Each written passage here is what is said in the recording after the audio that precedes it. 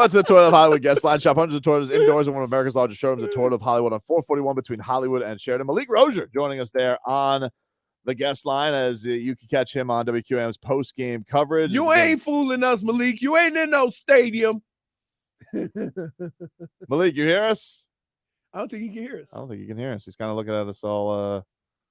It's loud in that You want me to stadium. remove him? Yeah, maybe all spacing and whatnot. Or maybe he's got to reach. Hey, can you hear me? Yeah. There we go. Finally. Oh, man. I was just saying, you ain't in no stadium. Nah, I'm not in the stadium. I'm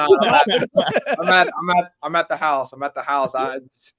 Sometimes with Chrome, sometimes it works, sometimes it doesn't. So thank you guys for being patient. No worries, man. Thanks for hopping on with us. What is your level of excitement, man, for Canes opening week with this season? Are you excited, apprehensive? Like, what do you think this is the vibe going into this Friday?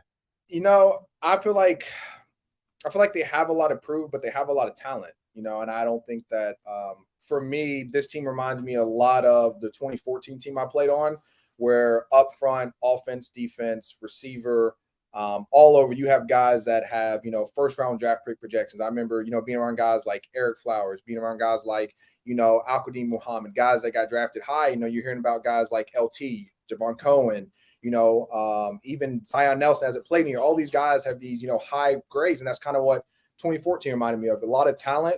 But the biggest thing for them is going to be, when you get hit in the mouth, how do you respond? I think that we have a lot of guys that are mentally tough. And so I'm very interested. I don't want to get my hopes up too high, but I definitely would say that I think that if we don't win all the games, I think we should at least compete in all the games. I think that's something that, we've been missing for a while. It's something that, when we lose, I'd rather it be like a late game instead of it being kind of like, last year's Florida State where we're kind of getting blown out. And I don't think that's going to happen this year. So excited about that. Well, Malik, one of the things that we were talking about beforehand is that I'm really excited about this season for the simple fact that we aren't going into the season with all these expectations. It's more like, let's see the growth. Let's see these guys come together. Let's see the way it should be kind of every year, because you really don't know how it's all going to play out. But this year starts without all the expectations. And I think fans and everybody involved are going to probably enjoy the season a little bit more because you didn't go into it expecting to go to the ACC championship or go to a January 1st bowl or compete for this or compete for that. You're just we want to compete every week. No, I definitely agree with that. And to me, I think that's a lot of stuff you hear with Mario, when he talks, hey, we're getting mentally tough. You got a lot of guys now that understand what it means to work. That was one thing that I would say, again, 2014 team, I think it was a lot more talented than our 2017 team. But I also think at the end of the day, our 2017 team knew that, you can't quit. There was times that I felt like at points where guys would just hold their head down. I felt like that was something that just has to do with mental toughness. Not saying that all the guys on the team did that, but there were definitely some. And I think that was one thing that, guys like, Jaquan Johnson, Braxton Berrios, Chad Thomas, they didn't allow you to hold your head down. No, I remember there was a game versus Virginia. They go up 14-0. We tied up 14-14. Then they jump back up, 28-14. And we're like, well, damn, we just caught up and now they're back up. And, there was no one that held their head down. You had defensive guys. I remember Jaquan Johnson walking over and says, hey, we're going to get a stop. You guys put, the ball in the end zone. It's that kind of leadership and mindset that really, for me, separated our team from a lot of the other teams I played on. And it had nothing to do with talent. They were definitely more talented teams that I played on. But it was that mentality that thing saying, hey, we're not going to give up. We're in every game. And that's one thing I think that this team is starting to understand. Malik, do you think specifically for a guy like Tyler Van Dyke, who got a lot of those expectations coming into last year, all these projections, all that stuff, with there being, I guess, seemingly less, I'm sure there's a lot of pressure he puts on himself, but less like outside noise maybe going into this year, how much do you think that can maybe help him be a little bit more free and easy this year, if at all?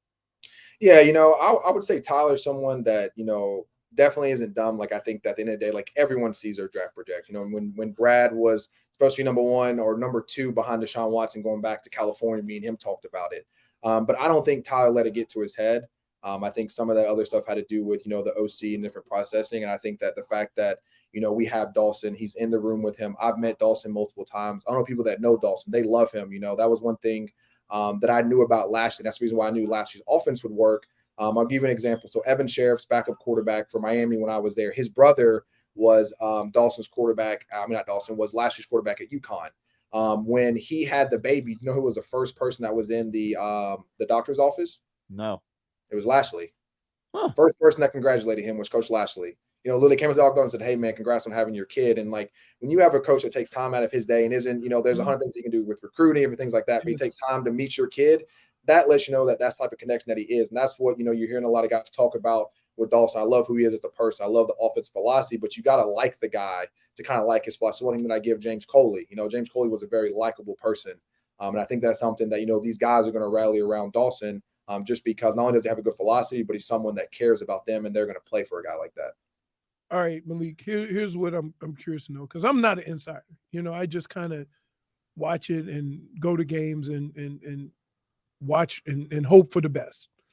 What's different? What are we going to see that's different from this team that you have seen in the last couple of years? Yeah, I would say to me, I think consistently winning up front. I think that's an area that, we've been lacking. I mean, when you talk about, especially on the offensive line side, I'm pretty sure all of our guys now, I think the smallest guy is like 295. I mean, we have a whole bunch of 330, 320, 315. I mean, even the backups, 330. You know what I mean? They're big kids. And, when I was at Georgia, that was to me the biggest difference was, we've always had fast guys on the outside, Stacey Coley, Philip Dorsett. We've always had speed, but I felt like in the past we've always lost in the trenches when a team has been able just to line up and just physically impose their will. North Carolina treatment. I mean, even think about. I mean, I know I lost to them twice, but even think about Wisconsin. Like they just physically imposed their will on us both times we played us. And I think that's where up front matters. And I think that the fact that we have a lot of talented kids up front. And that's where we hear a lot of, our first round draft pick guys coming from. That's when your team's at least going to be able to compete. Those 3rd and 1 to 2s, you don't have to worry about, hey, can we get it? Those, goal line, can we run the ball? And I think those are a lot of stuff that in the past has stopped us. And now I think that's actually going to be a strength for us. Is there a part of this season like you're most excited for, like in the first, I guess, stretch of games that like you're like that's the measuring stick game, or do you feel like this is kind of going to be a week by week thing for them to see what they can actually maybe turn into this year? Yeah, I definitely think it's going to be a week by week. But to me, I think the one game that's definitely going to stick out to me the most is going to be Texas A&M. And a couple reasons why. I think one, Texas A&M is super talented, but I don't think by week 2 they're going to figure it out yet. So you're going to have two teams that are both trying to figure out who they are. They should both be going 1-0. We should have a home field advantage. And obviously they have a young quarterback. So there will be a really good team, an SEC team that some people even have, winning the SEC West, that if we can beat them, it'll definitely give a lot of just positivity going throughout the locker room. And I think that's really what they need. Again, if we lose that game, I don't think it implements or anything for the ACC, but I think morale-wise going into, the North Carolina game after that, a couple weeks after that, I really think that Texas A&M game, you're going to kind of understand, do we have guys that can run around, tackle athletic guys, win one-on-one matchups? I think that's what the game I'm really excited for on that aspect. I think the same thing happened last year. If you had a chance to win that game, you win that game, the positivity going through that building is through the roof, even though Texas A&M wasn't that good. But to me, it's almost like it's the same way in like recruiting. When you go in and you beat a good SEC team, especially a team that has a name, whether they have an up year or down year, what it does for you nationally in your locker room, in your community, it definitely affects you. And so that's kind of where, now that we faced them once, we kind of understand who they are. They have a lot of the same players coming back. I think it could be a really good test for us, especially at home. We kind of have that home field advantage. I'm very interested to see how that game goes. We're talking to Malik Rosier, who you guys can hear on WQAM after the Hurricanes broadcast gets going on Friday, taking on Miami of Ohio. Malik, I got to ask you this because this has been a heated debate on our show for a very long time. You were on the team that originated the turnover chain. I know you were on offense, but were you sad or glad that the turnover chain was banished last year? Because I was very upset by this. Honestly, I was glad. And I hope at some point it comes back. Maybe 2 or 3 years later, maybe after, hey guys, you guys win an ACC championship, then we'll bring the chain back. Because I definitely think from a marketing standpoint, from just like, it's almost like there was an old philosophy of saying, hey, I send my kid out and I tell him, hey, go score as many touchdowns as you can. But if I tell him, hey, I'm gonna give you $20 for every touchdown you score, it's gonna give him that little extra edge, even though it's not really gonna change it. Something mentally, it definitely does. And especially on the defense side, I think that, when you're talking about how to win games, turnover margin is key. Being able to create turnovers on defense is very important. I think the fact that, you give those kids that boost, even though it shouldn't be there. I mean, you saw what it did to the sideline, to the stadium. I mean, there was times where like they catch a pick and I'm on the field, I'm having to tell the crowd to quiet down because they're screaming because someone's holding up the chain.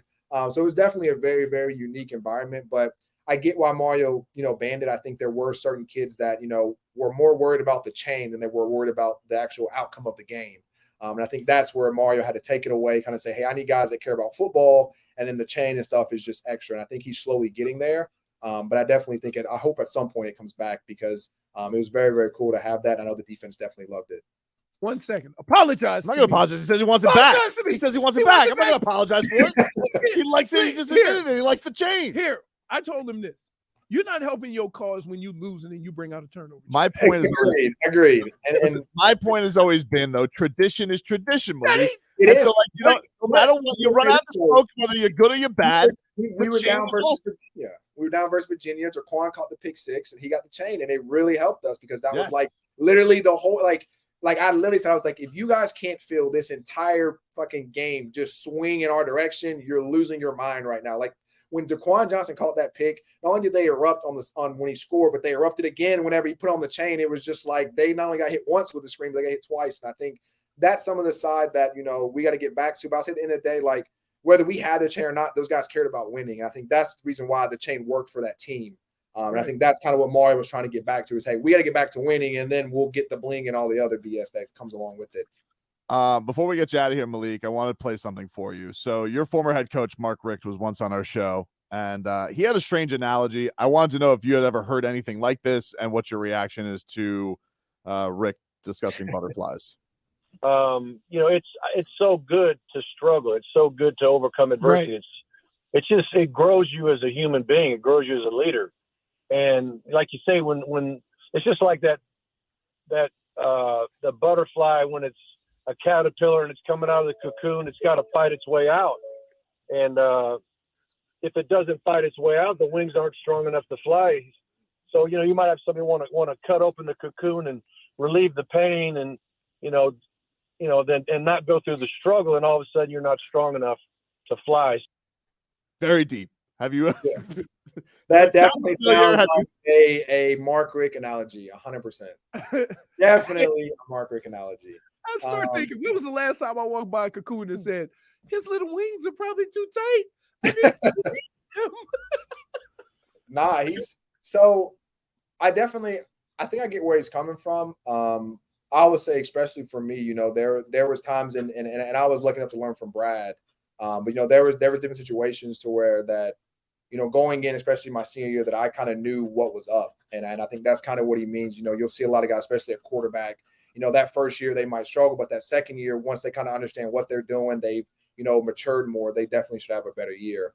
I think it's funny that he used the caterpillar because I think that's a little far-fetched, but I would say that like it definitely does mold you as a leader. Like there was times to where, especially like my freshman year, I handled a lot of situations a lot differently than I did like my junior and senior year, especially like I'll be honest with you guys, like if I was starting my freshman year and then I got benched my freshman year, I probably would have lost it, quit the team, left and went somewhere else. But the fact that I was older, I knew more, the fact that I was like, hey, I care more about the team, I've matured more, I was still able to help the team out in every aspect that I could. So I think that's kind of where he's coming from, is that, if you're a leader at the end of the day, as you go through life, as you go through scenarios, you'll understand how to operate. The older you get, the more you mature in handling situations. Appreciate the time, Malik. Thanks so much, man. Malik. Thank you, guys. Have a great day. There you go. Malik Rosier, former Canes QB. You guys can catch him coming up this Friday after the broadcast. Canes and Redhawks coming up. Miami v. Miami. Appreciate Malik Rosier for joining the show. This is your